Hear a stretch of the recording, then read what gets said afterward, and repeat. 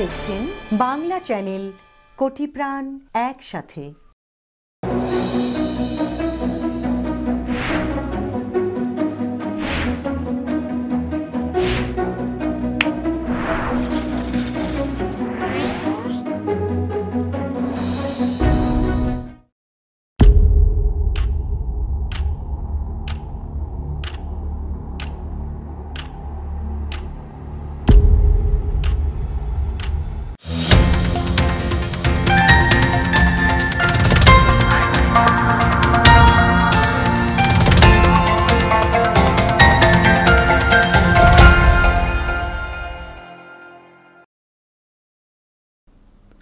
প্রিয় দর্শক, আমন্ত্রণ জানাচ্ছি আজকের বাংলা চ্যানেল সংবাদে।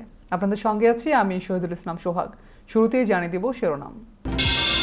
কংগ্রেসের যৌথ অধিবেশনে প্রথমবার বক্তব্য দিতে বাইডেনকে আমন্ত্রণ স্পিকারের, প্রস্তুতি নিচ্ছে হোয়াইট হাউস। মিনেসোটায় কারফিউ ভেঙে বিক্ষোভ, অভিযুক্ত পুলিশ কর্মকর্তার পদত্যাগ, পুলিশি ব্যবস্থা বাতিলের দাবি ডেমোক্রেট আইন প্রণেতাদের। টিকা নিয়ে রক্ত জমাট ও মৃত্যু, যুক্তরাষ্ট্র, দক্ষিণ আফ্রিকা, ইউরোপে স্থগিত জনসনের ভ্যাকসিন। পরমাণু বোমা বানাতে 60 মাত্রার ইউরেনিয়াম সমৃদ্ধ শুরু করেছে ইরান, উস্কানিমূলক বলছে যুক্তরাষ্ট্র। এবং বিজেপির বিরুদ্ধে পশ্চিমবঙ্গ ভাগ চেষ্টার গুরুতর অভিযোগ আনলেন রাহুল গান্ধী, নির্বাচনী জনসভায় ভাষণ। শুনছিলেন শিরোনাম, এবার বিস্তারিত। প্রেসিডেন্ট জো বাইডেনকে 28 এপ্রিল কংগ্রেসের যৌথ অধিবেশনে বক্তব্য দিতে আমন্ত্রণ জানিয়েছেন স্পিকার ন্যান্সি পেলোসি। 13 এপ্রিল এক চিঠিতে রীতি অনুযায়ী স্পিকার এ আমন্ত্রণ জানিয়েছেন। হোয়াইট হাউস থেকে আমন্ত্রণ গ্রহণের কথা অবশ্য তাৎক্ষণিকভাবে নিশ্চিত করা হয়নি, তবে একাধিক সূত্র বলছে এরই মধ্যে বক্তৃতার প্রস্তুতি নিতে শুরু করেছে হোয়াইট হাউস। আরও দেখুন রিপোর্টে। প্রথা অনুযায়ী শপথ গ্রহণের কয়েক সপ্তাহের মধ্যেই প্রেসিডেন্টরা কংগ্রেসের যৌথ অধিবেশনে বক্তব্য দিয়ে থাকেন। এবার করোনা মহামারীর কারণে এবং সাবেক প্রেসিডেন্ট ডোনাল্ড ট্রাম্পকে নিয়ে কংগ্রেস প্রথম কয়েক সপ্তাহ ব্যস্ত থাকার কারণে এই প্রথা রক্ষা করা হয়নি। 13 এপ্রিল পাঠানো আমন্ত্রণে কংগ্রেসের যৌথ অধিবেশনে প্রেসিডেন্টকে তার লক্ষ্য, চ্যালেঞ্জ এবং সম্ভাবনার দিগন্তের কথা সবার সামনে আলোচনা করার আহ্বান জানিয়েছেন স্পিকার পেলোসি। প্রেসিডেন্টের কংগ্রেসের যৌথ অধিবেশনে দেওয়া প্রথম বক্তৃতা অনেকটাই জাঁকজমক হয়ে থাকে। কংগ্রেসের দুই কক্ষের এমন অধিবেশনে পদাধিকার বলে ভাইস প্রেসিডেন্ট সভাপতিত্ব করে থাকেন। বিচার বিভাগ ও প্রশাসনের উচ্চ পর্যায়ের লোকজন এ সভায় উপস্থিত থাকেন। আইন প্রণেতা ও আমন্ত্রিত অতিথিদের উপস্থিতিতে প্রথম যৌথ সভার বক্তৃতাটি অনেকটাই প্রেসিডেন্টের স্টেট অব দ্য ইউনিয়ন বক্তৃতার মতো হয়ে থাকে। নতুন শপথ নেওয়া প্রেসিডেন্ট তার লক্ষ্য পরিকল্পনাগুলো উপস্থাপন করেন এবং নিজের কর্মসূচি বাস্তবায়নে আইন প্রণেতা ও নাগরিকদের সহযোগিতা চান। কংগ্রেস সংশ্লিষ্ট অধিকাংশ লোকজনের করোনার টিকা নেওয়া এর মধ্যেই হয়ে যাবে, ফলে 28 এপ্রিল কংগ্রেসের যৌথ অধিবেশন করতে কোনো স্বাস্থ্য ঝুঁকি নেই বলে মনে করা হচ্ছে। যদিও এবার বাছাই করা লোকজনকে আমন্ত্রণ জানানো হবে। আইন প্রণেতারাও নির্দিষ্ট দূরত্বে বসবেন। স্বাস্থ্য সতর্কতা মেনেই এমন অধিবেশন করার প্রস্তুতি নেওয়া হচ্ছে। এখন পর্যন্ত প্রেসিডেন্ট বাইডেন একের পর এক নির্বাহী আদেশ দিয়ে তার কর্মসূচি এগিয়ে নিয়ে যাওয়ার চেষ্টা করেছেন। এর মধ্যে রিপাবলিকান দলের কোনো সহযোগিতা ছাড়াই $1.9 ট্রিলিয়ন নাগরিক প্রণোদনা আইন পাশ করেছেন। মে মাসের মধ্যেই অবকাঠামো উন্নয়নের জন্য আইন প্রণয়ন নিয়ে কংগ্রেস সক্রিয় হয়ে উঠবে বলে জানা গেছে। যদিও এমন আইন প্রণয়নে রিপাবলিকান দলের হাত কতটা প্রসারিত হবে তা এখনও নিশ্চিত নয়। সাবেক প্রেসিডেন্ট ডোনাল্ড ট্রাম্প এর মধ্যেই প্রেসিডেন্ট জো বাইডেনের সমালোচনা করে বলেছেন, বাইডেনের কর্মসূচিগুলো এতই অজনপ্রিয় যে তিনি এখনও কংগ্রেসের যৌথ অধিবেশনে পর্যন্ত উপস্থিত হয়ে এসব নিয়ে কথা বলতে পারছেন না। মেহরুন বিনতে Ferdous, Bangla channel, news desk. সাবেক প্রেসিডেন্ট ডোনাল্ড ট্রাম্পের অভিবাসন নীতির কট্টর দুই সমালোচককে হোমল্যান্ড সিকিউরিটি বিভাগের গুরুত্বপূর্ণ পদে নিয়োগ দিয়েছেন প্রেসিডেন্ট জো বাইডেন। 12 এপ্রিল গুরুত্বপূর্ণ দুটি পদে নিয়োগ ঘোষণা করা হয়েছে। আশা করা হচ্ছে অভিবাসন বিভাগের নানা অব্যবস্থাপনা দূর করে বাইডেন প্রশাসনের নীতিমালাকে কার্যকর করতে এই নিয়োগ উল্লেখযোগ্য ভূমিকা রাখবে। অ্যারিজোনা অঙ্গরাজ্যের টাকসন নগরে পুলিশ প্রধান ক্রিস ম্যাগানসকে কাস্টমস অ্যান্ড বর্ডার প্রোটেকশন বিভাগের কমিশনার হিসেবে নিয়োগ দেওয়া হয়েছে। অভিবাসন নীতি বিষয়ক বিশেষজ্ঞ ইউর মেন্ডোজা জাড্ডু নিয়োগ পেয়েছেন সিটিজেন অ্যান্ড ইমিগ্রেশন সার্ভিসেস বিভাগের পরিচালক হিসেবে। সাবেক প্রেসিডেন্ট ডোনাল্ড ট্রাম্পের আমলে কড়া অভিবাসন নীতির বিপক্ষে অবস্থান নিয়েছিলেন ক্রিস ম্যাগানস। তার বক্তব্য ছিল, অভিবাসীদের সঙ্গে নির্দয় আচরণের ফলে পুলিশের সঙ্গে অভিবাসী কমিউনিটির বৈরী সম্পর্ক তৈরি হবে। সিটিজেন অ্যান্ড ইমিগ্রেশন সার্ভিসেস বিভাগের পরিচালক হিসেবে জাড্ডু নিয়োগ পাওয়ার পর এই বিভাগটি পরিচালনায় গুরুত্বপূর্ণ পরিবর্তন আসবে বলে মনে করা হচ্ছে। মিনেসোটায় পুলিশের গুলিতে কৃষ্ণাঙ্গ তরুণ নিহতের ঘটনায় কারফিউ ভেঙে বিক্ষোভ চলছে। বিক্ষোভের ঢেউ ছড়িয়ে পড়েছে নিউ ইয়র্ক সহ বিভিন্ন স্টেটে। মিনেসোটায় বিক্ষোভ দমনে ন্যাশনাল গার্ড মোতায়েন করা হয়েছে। এরই মধ্যে হত্যার অভিযোগে অভিযুক্ত পুলিশ কর্মকর্তা পদত্যাগ করলেও বিক্ষোভের ঢেউ থামছেই না। আরও দেখুন রিপোর্টে। মিনেসোটার ব্রুকলিন সেন্টার শহরে গুলিতে ২০ বছর বয়সী কৃষ্ণাঙ্গ যুবক দান্তে রাইট নিহত হওয়ার প্রতিবাদে নগরীতে কারফিউ ভেঙে বিক্ষোভ সমাবেশ চলছে। সন্ধ্যা ৬টা থেকে নগরীতে কারফিউ দেওয়া হলেও বিক্ষোভকারীরা কারফিউ ভেঙে পুলিশকে লক্ষ্য করে ঢিল ছুটতে থাকে। নগর জুড়ে বিক্ষোভকারীদের হামলায় বেশ কিছু ব্যবসা প্রতিষ্ঠান ক্ষতিগ্রস্ত হয়েছে। তৃতীয় দিনের বিক্ষোভ থেকে কয়েকজনকে গ্রেপ্তারের কথা জানিয়েছে পুলিশ। পরিস্থিতি নিয়ন্ত্রণের জন্য কাঁদানে গ্যাসের শেল ও রাবার বুলেট ছুটতে হয়েছে পুলিশকে। বিক্ষোভকারীদের প্রতি সংহতি জানিয়ে নিউ ইয়র্ক সহ বড় বড় নগরীগুলোতেও সমাবেশ হচ্ছে। নাগরিক আন্দোলন, ব্ল্যাক লাইভস ম্যাটার সহ অন্যান্য উদারনৈতিক সংগঠনের নেতাকর্মীরা দান্তে রাইটের হত্যায় ন্যায় বিচার নিশ্চিতের দাবি জানাচ্ছেন। এদিকে এই ঘটনায় মিনেসোটার পুলিশ প্রধান টিম গ্যানন ও পুলিশ কর্মকর্তা কিম পোর্টার পদত্যাগ করেছেন। অন্যদিকে নিহত দান্তে রাইটের মা কোটি রাইট সংবাদ সম্মেলন করে পুলিশের গুলিতে নিহত হওয়ার আগে তার ছেলের শেষ কথাবার্তার বিবরণ দিয়েছেন।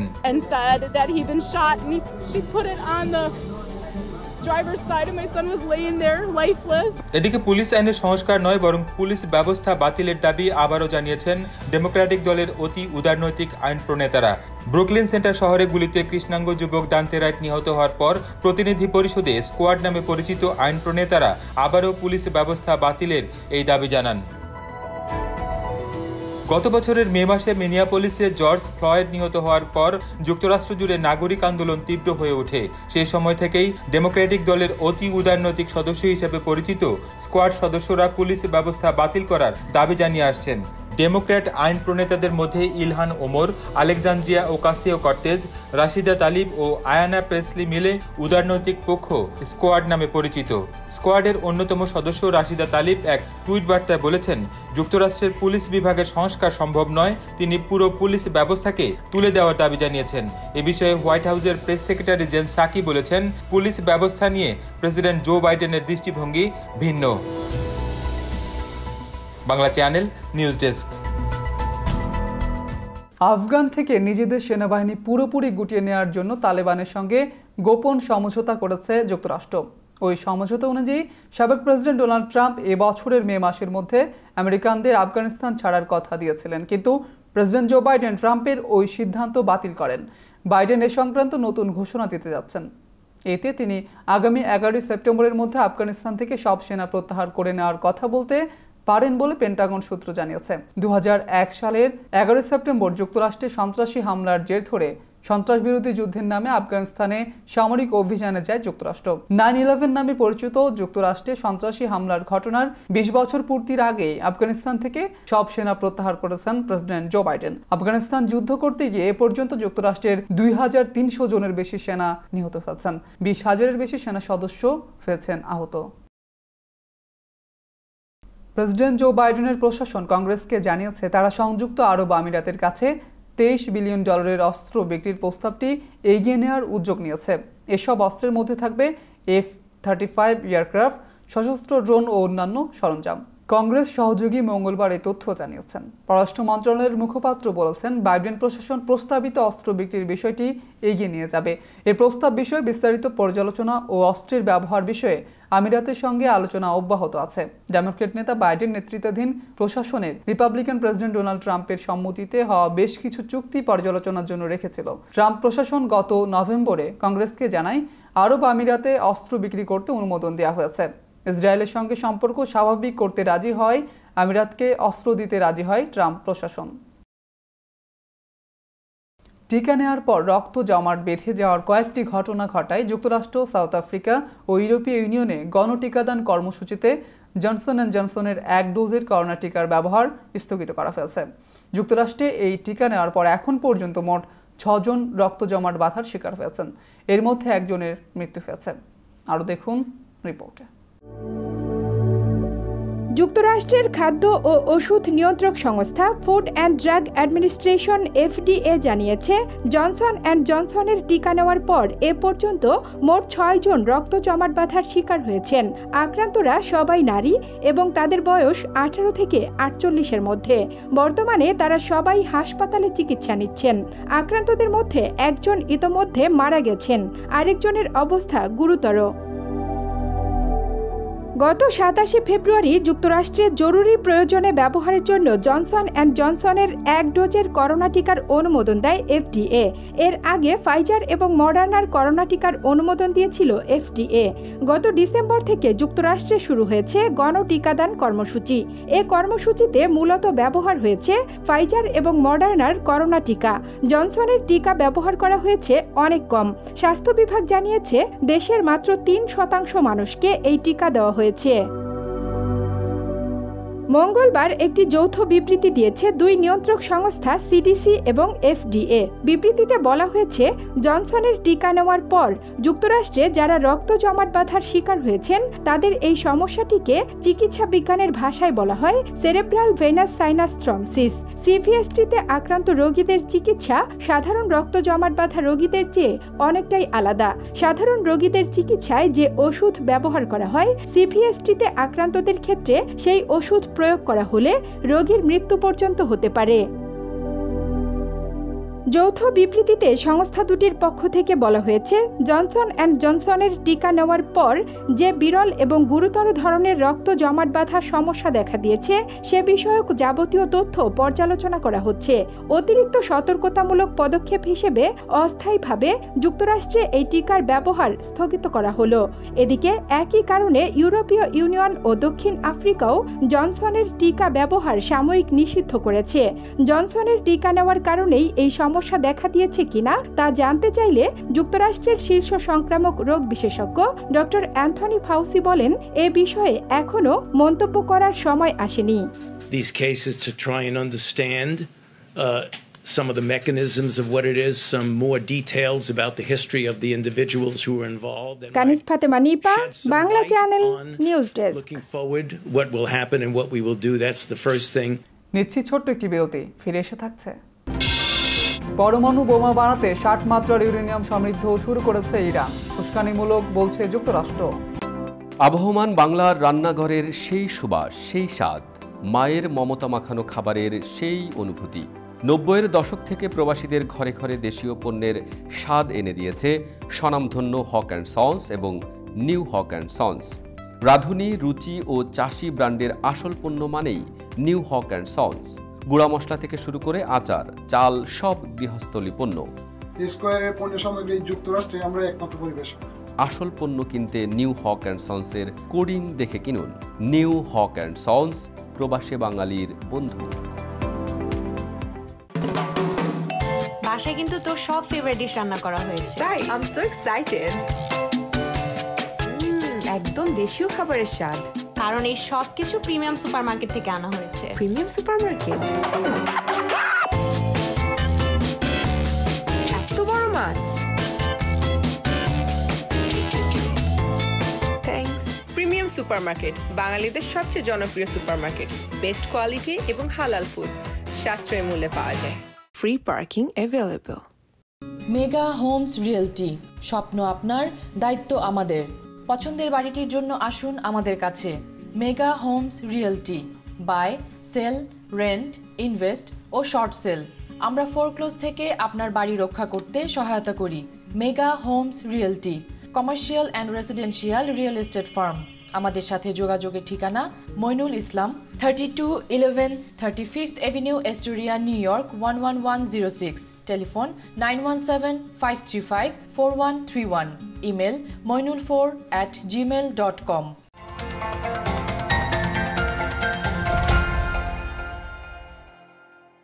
আবারও স্বাগত বাংলা চ্যানেল সংবাদে।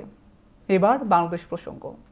সর্বাত্মক লকডাউনের প্রথম দিন বাংলাদেশে 24 ঘন্টায় সরকারি হিসেবে করোনায় 96 জনের মৃত্যু হয়েছে, যা এ যাবৎকালে দেশে করোনায় একদিনে সর্বোচ্চ মৃত্যু। এ নিয়ে দেশে মোট মৃতের সংখ্যা বেড়ে দাঁড়ালো ৯,৯87 জনে। এর আগে দেশে সর্বোচ্চ 83 জনের মৃত্যু হয়েছিল।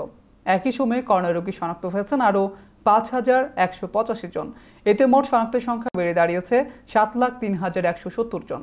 স্বাস্থ্য অধিদপ্তরের প্রেস বিজ্ঞপ্তি থেকে এ তথ্য জানা গেছে। এই সময় পরীক্ষা করা হয়েছে 24,825টি নমুনা।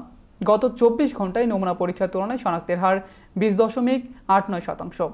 গত 24 ঘন্টায় মারা যাওয়া 96 জনের মধ্যে ঢাকা বিভাগেরই রয়েছে 68 জন। এছাড়া চট্টগ্রামে 12, খুলনায় 5, বরিশালে 5 জন, সিলেটে 3 এবং ময়মনসিংহ বিভাগের 3 জন রয়েছেন।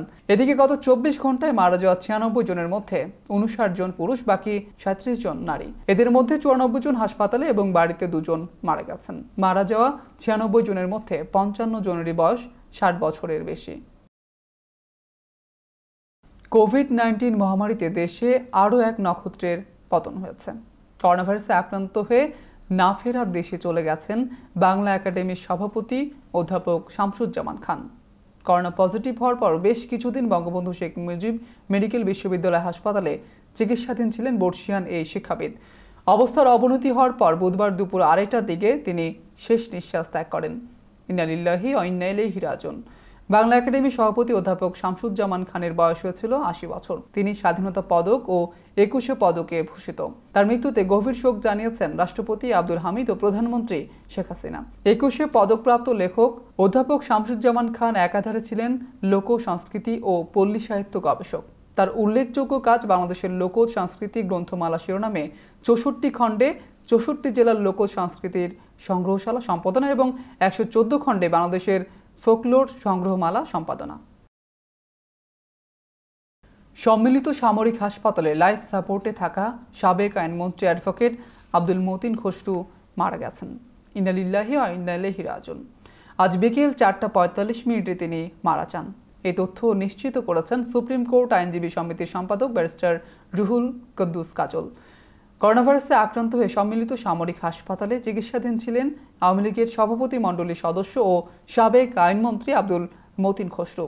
2 দিন আগে তাকে লাইফ সাপোর্টে নেওয়া হয়। সুপ্রিম কোর্টের সিনিয়র আইনজীবী 2021-2022 সেশনের নির্বাচনে সুপ্রিম কোর্ট আইনজীবী সমিতির সভাপতি নির্বাচিত হয়েছিলেন। নির্বাচনের পর গত 15 মার্চ তিনি করোনা টেস্ট করান। পজিটিভ আসার পর 16 মার্চ সিএমএইচে ভর্তি হন। পরে তাকে নিবিড় পরিচর্যা কেন্দ্র আইসিইউতে নেওয়া হয়। অবস্থার উন্নতি হলে তাকে কেবিনে নেওয়া হয়েছিল, কিন্তু পরবর্তীতে অবনতি হয়, তাকে ফের আইসিইউতে নেওয়া হয়। আব্দুল মতিন খসরু কুমিল্লা থেকে মোট 5 বার সংসদ সদস্য নির্বাচিত হন। এর মধ্যে 7ম সংসদে আইনমন্ত্রী হিসেবে দায়িত্ব পালন করেছেন তিনি। এবার আন্তর্জাতিক প্রসঙ্গ।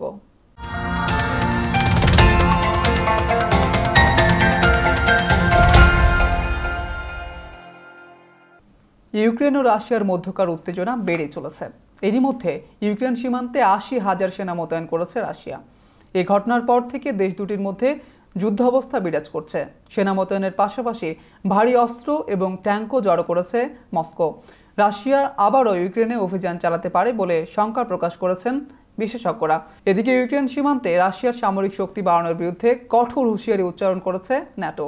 সংস্থাটির মহাসচিব জেন্স স্টোলটেনবার্গ সতর্ক করে বলেছেন, মস্কো যদি কিয়েভে সামরিক অভিযানের কথা চিন্তা করে তাহলে তা হবে বড় ধরনের ভুল। 2014 সালে ইউক্রেনে অভিযান চালিয়ে দেশটির বড় একটি অংশ দখল করে নিয়েছিল রাশিয়া। পারমাণবিক সক্ষমতা আরও বাড়াতে 60% মাত্রায় ইউরেনিয়াম সমৃদ্ধকরণের কাজ শুরু করেছে ইরান। বুধবার থেকে এই মাত্রায় ইউরেনিয়াম সমৃদ্ধির কথা জানান দেশটির শীর্ষ পরমাণু আলোচক এবং উপপররাষ্ট্রমন্ত্রী সাইদ আব্বাস আরাকচি। এই ঘোষণার পর প্রতিক্রিয়ায় উদ্বেগ জানিয়েছে যুক্তরাষ্ট্র ও ফ্রান্স। আরও দেখুন রিপোর্টে। নাশকতামূলক হামলার জবাবে ইরান তার নাতানস পরমাণু স্থাপনায় শতকরা 60% ইউরেনিয়াম সমৃদ্ধ করার ঘোষণা দিয়েছে। অর্থাৎ পারমাণবিক বোমা তৈরির এক ধাপ পেছনে থাকছে দেশটি।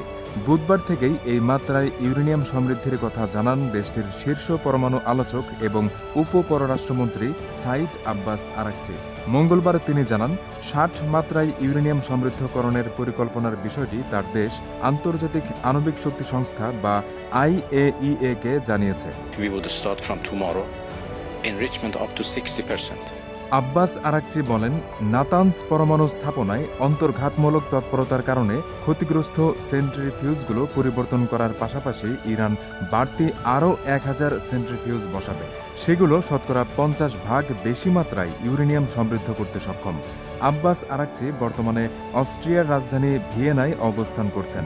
সেখানে 2015 সালে স্বাক্ষরিত পরমাণু সমঝোতায় যুক্তরাষ্ট্রকে ফিরিয়ে আনতে আরেক দফা আলোচনা হওয়ার কথা রয়েছে। ইরান মনে করে, তেহরানের উপর থেকে সকল নিষেধাজ্ঞা প্রত্যাহার করলেই যুক্তরাষ্ট্র কেবল পরমাণু সমঝোতায় ফিরে আসতে পারে। এর আগে গত ফেব্রুয়ারি মাসের শেষ সপ্তাহে ইরানের সর্বোচ্চ নেতা আলী হুসেইনি খামেনি বলেন, দেশের প্রয়োজনে পরমাণু সক্ষমতা অর্জনের বিষয়ে আমরা দৃঢ় প্রতিজ্ঞ। এ কারণে আমাদের ইউরেনিয়াম সমৃদ্ধকরণের মাত্রা 20% সীমাবদ্ধ থাকবে না, বরং যত মাত্রা প্রয়োজন হবে তত মাত্রায় ইউরেনিয়াম সমৃদ্ধ করা হবে। পারমাণবিক অস্ত্র তৈরির জন্য 90% মাত্রায় ইউরেনিয়াম সমৃদ্ধকরণ করতে হয়। ইউরেনিয়াম 60% হারে সমৃদ্ধকরণ করতে পারলে ইরান সন্দেহাতীতভাবে ব্যাপক বিধ্বংসী এই অস্ত্রটি অর্জনের দিকে আরও এক ধাপ এগিয়ে যাবে। ইরানের এই ঘোষণার পর প্রতিক্রিয়া জানিয়েছে যুক্তরাষ্ট্র ও ফ্রান্স। হোয়াইট হাউসের মুখপাত্র জেন সাকি এই ঘটনাকে উস্কানিমূলক আখ্যায়িত করার পাশাপাশি বলেছেন, জো বাইডেন প্রশাসন এখনও ইরানের সঙ্গে পরমাণু আলোচনা চালিয়ে যাওয়ার পক্ষপাতী। ইরানের এক ধাপে ইউরেনিয়াম সমৃদ্ধকরণের মাত্রা 3 গুণ বাড়িয়ে দেওয়ার ব্যাপারে বাইডেন সরকার উদ্বিগ্ন বলেও জানান সাকি। হোয়াইট হাউসের মুখপাত্র দাবি করেন, আমেরিকা ইরানের পরমাণু সমঝোতায় ফিরে আসতে চায়। With regard to the nuclear talks and underscores the imperative of returning to mutual compliance with the JCPOA. Abu Jaral Gifari, Bangla channel, news desk. তাইওয়ানের ইস্যুতে যুক্তরাষ্ট্রকে আগুন নিয়ে না খেলার জন্য হুঁশিয়ারি করে দিয়েছে চীন। তাইওয়ানের সঙ্গে আমেরিকান কর্মকর্তাদের যোগাযোগের পথ আরও উন্মুক্ত করে দেওয়ার পর এই হুঁশিয়ারি দিয়েছে বেজিং। মঙ্গলবার চীনা পররাষ্ট্র মন্ত্রণালয়ের মুখপাত্র ঝাও লিজিয়ান ওয়াশিংটনকে অবিলম্বে তাইওয়ানের সঙ্গে সরকারি যোগাযোগ বন্ধ করে দেওয়ার তাগিদ দিয়ে বিষয়টি সতর্কতার সঙ্গে মোকাবিলা করার আহ্বান জানিয়েছেন। মঙ্গলবার চীনা মুখপাত্র ঝাও লিজিয়ান যুক্তরাষ্ট্রকে তাইওয়ানের স্বাধীনতাকামীদের কাছে ভুল বার্তা না পাঠানোর আহ্বান জানান। তিনি সতর্ক করে দিয়ে বলেন, এতে চীন যুক্তরাষ্ট্র সম্পর্ক এবং তাইওয়ান উপত্যকায় শান্তি ও স্থিতিশীলতা বিনষ্ট হতে পারে। 1979 সালে বেইজিংকে চীনের বৈধ সরকার হিসেবে স্বীকৃতি দেয় যুক্তরাষ্ট্র। তখন থেকে দুই দেশের মধ্যে কূটনৈতিক সম্পর্কের যাত্রা শুরু হলে তাইওয়ানের সঙ্গে ওয়াশিংটনের সম্পর্ক শিথিল হয়ে পড়ে। তবে ওয়াশিংটনের নতুন নির্দেশনার মধ্য দিয়ে স্বায়ত্তশাসিত অঞ্চলটির সঙ্গে সরকারি মাধ্যমে যোগাযোগের সুযোগ উন্মোচিত হবে। নিচ্ছি আরও একটি বিরতি, ফিরে এসে থাকছে। বিজেপির বিরুদ্ধে পশ্চিমবঙ্গ ভাগ চেষ্টার গুরুতর অভিযোগ আনলেন রাহুল গান্ধী, নির্বাচনী জনসভায় ভাষণ।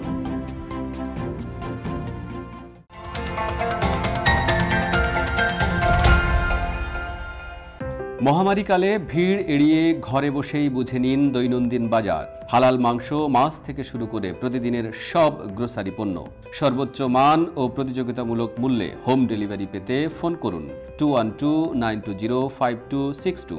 কুইন্সে পান ফ্রি ডেলিভারি। ন্যূনতম ডেলিভারি চার্জে সর্বোচ্চ 3 ঘন্টায় আমাদের সেবা নিন Brooklyn, Bronx, Manhattan, Staten Island ও লং আইল্যান্ডে। বিস্তারিত জানতে ভিজিট করুন bajarsheba.us.com অথবা ফেসবুকে যুক্ত হন @bajarsheba.us এর সঙ্গে।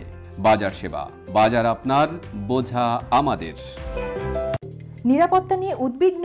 বিশ্বের যে কোনো প্রান্তে বসে নজর রাখুন বাড়ি, অফিস বা ব্যবসা প্রতিষ্ঠান। আপনার পরিবার, কর্মক্ষেত্র বা প্রতিষ্ঠানের টোটাল সিকিউরিটি সলিউশন নিশ্চিত করতে digital security system and networking inc বিশ্বস্ত একটি নাম। Weather proof night vision, CC camera, networking, installation এবং সার্বিক সেবায় রয়েছে আমাদের দক্ষ টিম ও অভিজ্ঞতা। যোগাযোগ করুন MD Ziaur Rahman Chowdhury Litu, 16709 hillside avenue, second floor, sweet 2A, Jamaica, new York 11432। Cellphone number 9418223090। Email lituchaudhuri2009@yahoo.com। আপনার নিশ্চিন্ত নিরাপত্তা আমাদের স্বস্তি।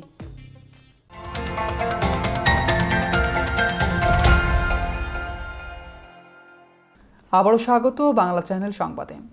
ভারতের পশ্চিমবঙ্গের বিধানসভা নির্বাচনের প্রচারে অংশ নিয়ে দেশটির প্রধান বিরোধী দল কংগ্রেসের নেতা ও সাবেক সভাপতি রাহুল গান্ধী অভিযোগ করে বলেছেন, পশ্চিমবঙ্গ ভাগের চেষ্টা করছে ভারতীয় জনতা পার্টি বিজেপি। বুধবার সংযুক্ত মোর্চার প্রার্থীদের সমর্থনে উত্তর দিনাজপুরের গোয়ালপোখের জনসভায় এ অভিযোগ করেন তিনি। বিস্তারিত দেখুন রিপোর্টে। বিজেপির নেতৃত্বাধীন কেন্দ্রীয় সরকারের প্রধানমন্ত্রী নরেন্দ্র মোদী, স্বরাষ্ট্রমন্ত্রী অমিত শাহ, উত্তরপ্রদেশের কট্টর হিন্দুত্ববাদী মুখ্যমন্ত্রী যোগী আদিত্যনাথের মতো গেরুয়া শিবিরের রথী মহারথীদের রাজ্যের নির্বাচনী প্রচারে দেখা গেলেও কংগ্রেসের হেভিওয়েট নেতাদের এতদিন দেখা যায়নি। এ নিয়ে প্রদেশ কংগ্রেস সভাপতি অধীর চৌধুরীকে বারবার প্রশ্নের মুখে পড়তে হয়। সে শূন্যতা পূরণে মাঠে নামলেন রাহুল গান্ধী। 17 এপ্রিল পঞ্চম দফায় ভোটের আগে রাজ্যে সংযুক্ত মোর্চার সমর্থনে জোড়া জনসভা করেছেন রাহুল গান্ধী। গোয়ালপোখরে তিনি বলেন, বিজেপি পশ্চিমবঙ্গ ভাগ করার চেষ্টা করছে, বাংলাকে বাঁচাতে এসেছে। যে ভাবনা বিজেপি বাংলায় ছড়ানোর চেষ্টা করেছে তাই আসাম, তামিলনাড়ুতে করছে বিজেপি। তিনি বলেন, এটা রাজনৈতিক লড়াই, মতাদর্শের লড়াই, কংগ্রেসের লড়াই, ভাবাদর্শের লড়াই। নরেন্দ্র মোদী কংগ্রেস মুক্ত ভারতের কথা বলছেন, তৃণমূল মুক্ত ভারতের কথা বলেননি। মোদী জানেন রাহুল গান্ধী তাকে ভয় পান না, উল্টো রাহুল গান্ধীকে ভয় পান মোদী। 24 घंटा ये नरेंद्र मोदी का चेहरा दिखाते हैं क्यों? भाई और बहनों, बात समझो। কংগ্রেসের এই নেতা বলেছেন, বাংলার জন্য কি করেছেন মোদী, কি করেছেন মমতার সরকার। নরেন্দ্র মোদীর লক্ষ্য একটাই, নিজেদের মধ্যে সকলকে লড়াই করিয়ে দেয়া, যাতে তারা প্রশ্ন করতে না পারে। কত লোককে চাকরি দিয়েছেন মোদী, ভারতের অর্থনৈতিক ব্যবস্থাকে শেষ করে দিয়েছেন। ये 2-3 जो उद्योगपति हैं नरेंद्र मोदी के जो मित्र, ये हिंदुस्तान को नहीं चलाते हैं, हिंदुस्तान को आप लोग चलाते हो। রাজ্যের মুখ্যমন্ত্রী মমতা বন্দ্যোপাধ্যায়ের সমালোচনা করে রাহুল গান্ধী বলেন, মমতাজি বলেন ভোটের সময় খেলা হবে, খেলা খেলতে গেলে তো রাস্তায় হবে, এখানে কলেজে বিশ্ববিদ্যালয়ের ময়দানে খেলা হবে, সেটা তো আপনি দেবেন না। मैं फालतू बात नहीं करता हूं, मैं सोच समझ के कहता हूं। Rifat Tasnova, Bangla channel, news desk. RSS और बीजेपी की विचारधारा बंगाल के लिए खतरा है। সুয়েজ খালে আটকে পড়া পানামার পতাকাবাহী জাহাজটিকে জব্দ করেছে মিশর। গুরুত্বপূর্ণ নৌপথ আটকে দেশটির রাজস্ব থেকে বঞ্চিত করার ক্ষতিপূরণ হিসেবে জাহাজের মালিকপক্ষকে $90 কোটি জরিমানা করেছে মিশরের একটি আদালত। এ অর্থ পরিশোধ না করলে 2 লাখ টন ওজনের জাহাজটি ফিরিয়ে দেওয়া হবে না। বুধবার সুয়েজ খাল কর্তৃপক্ষ বিষয়টি জানিয়েছে। গত মাসে প্রায় আড়াআড়িভাবে আটকে পড়েছিল এভার গিভেন নামের জাহাজটি। এতে সুয়েজ খালে জাহাজ চলাচল বন্ধ হয়ে যায়। সুয়েজ খালের 2 প্রবেশ মুখে জাহাজ জট সৃষ্টি হয়। সমন্বিত নানা কৌশলের মাধ্যমে টানা প্রায় 1 সপ্তাহ প্রচেষ্টার পর কন্টেইনারবাহী জাহাজটি সরানো সম্ভব হয়। এর ফলে আবার চালু হয় সুয়েজ খাল। নৌ পরিবহন চলাচলের ডেটা কোম্পানি লয়েড লিস্ট জানায়, 4টি ফুটবল মাঠ থেকেও লম্বা জাহাজটি এশিয়া ও ইউরোপের মধ্যকার গুরুত্বপূর্ণ নৌপথটি আটকে দিয়েছিল। এর কারণে প্রতিদিন মিশর $12 থেকে $15 মিলিয়ন রাজস্ব হারিয়েছে বলে খাল কর্তৃপক্ষ সূত্রে জানা গেছে। ক্ষতিপূরণের এই অঙ্ক কিভাবে নির্ধারণ করা হয়েছে সে বিষয়ে জাহাজটির মালিক জাপানের প্রতিষ্ঠান সোই কিসেন কাইসাকে বিশদভাবে কিছু জানাননি ওসামা রাবি। এবার খেলার সংবাদ।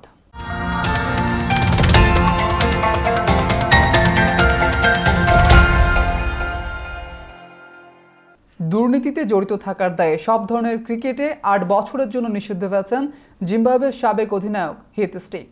আইসিসির অ্যান্টি কারাপশন কোডের 5টি ধারায় তাকে অভিযুক্ত করা হয়েছে। আর নিজের সব অপরাধ স্বীকারও করে নিয়েছেন জিম্বাবুয়ের এই সাবেক পেসার। তার সেই স্বীকারোক্তির পর তাকে শাস্তি দিল আইসিসি। বাংলাদেশের পেস বোলিং কোচের দায়িত্ব পালন করেছিলেন হিথ স্ট্রিক। 2018 সালে বাংলাদেশ, জিম্বাবুয়ে এবং শ্রীলঙ্কার মধ্যকার ত্রিদেশীয় সিরিজ, একই বছরে জিম্বাবুয়ে আফগানিস্তান সিরিজ, আইপিএল এবং আফগানিস্তান প্রিমিয়াম লিগের ম্যাচের তথ্য বাইরে পাচার করেছেন হিথ স্ট্রিক। এছাড়া আইসিসি দুর্নীতি দমন কমিটিকে জুয়াড়ির প্রস্তাবের বিষয়ে না জানানো, তদন্ত কাজে অসহযোগিতা এবং জুয়াড়ির কাছ থেকে উপঢৌকনের বিনিময়ে তথ্য দিয়েছেন তিনি। বাংলাদেশ দলের সাবেক পেস বোলিং কোচের বিরুদ্ধে এসব অভিযোগের সত্যতা পেয়েছে আইসিসি। দেশের হয়ে 65টি টেস্ট এবং 189টি ওয়ানডে খেলেছেন হিথ স্ট্রিক। জিম্বাবুয়ে দলের অধিনায়কও ছিলেন তিনি। এবার একটি অন্যরকম সংবাদ।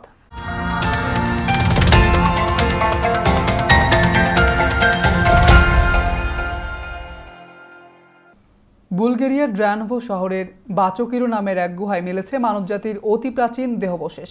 সেই অবশেষের ডিএনএ টেস্ট করে দেখা যাচ্ছে তা 45,000 বছর আগের মানুষের। এই সব দেহাবশেষ মানবজাতির বিবর্তনের ইতিহাস নতুন করে ঝালিয়ে নেওয়ার সুযোগ করে দেবে। আর দেখুন রিপোর্টে।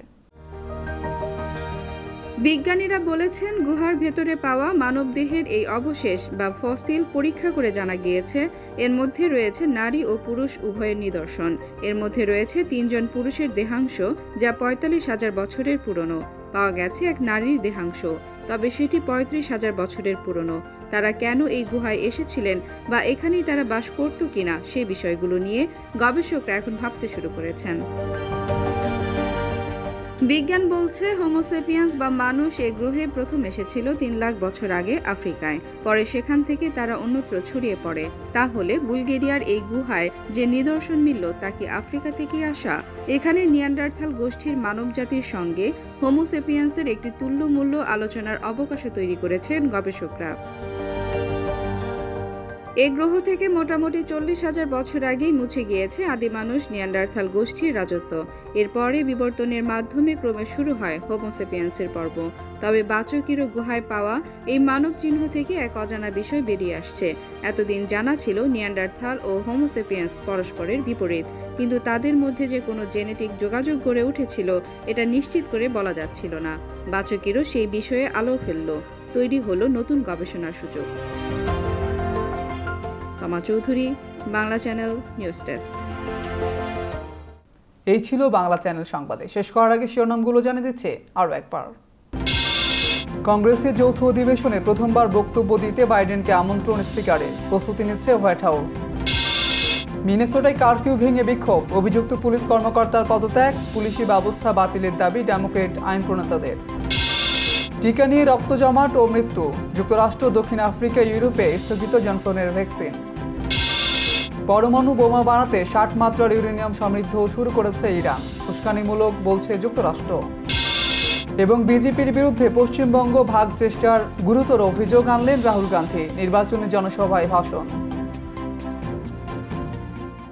দর্শক, প্রতিদিন বাংলা চ্যানেল রাতের সংবাদ দেখুন নিউ ইয়র্ক সময় রাত 9টায় এবং বাংলাদেশ সময় সকাল 7টায়। এছাড়া বাংলা চ্যানেল বাংলাদেশ সংবাদ দেখুন নিউ ইয়র্ক সময় বেলা 1টা ও বাংলাদেশ সময় রাত 11টায়। নিয়মিত বাংলা চ্যানেল দেখতে চোখ রাখুন ফেসবুক, ইনস্টাগ্রাম, টুইটার ও ইউটিউব চ্যানেলেও, অথবা লগ ইন করুন বাংলা চ্যানেলের অফিসিয়াল ওয়েবসাইট www.banglaChannel24.com এ। দর্শক, করোনা ভাইরাস মহামারীতে গুরুতর অসুস্থতা ও হাসপাতালে ভর্তির ঝুঁকি কমায় ভ্যাকসিন। সরকার নির্ধারিত পয়েন্টে ভ্যাকসিন নিন, নিজে সুরক্ষিত থাকুন, মহামারী বিস্তার কমাতে আপনার দায়িত্ব পালন করুন। ভ্যাকসিন নেওয়ার পরও সাবান দিয়ে হাত ধোয়া ও মাস্ক পরার অভ্যেস চালু রাখুন। সুস্থ থাকুন, বাংলা চ্যানেলের সঙ্গেই থাকুন।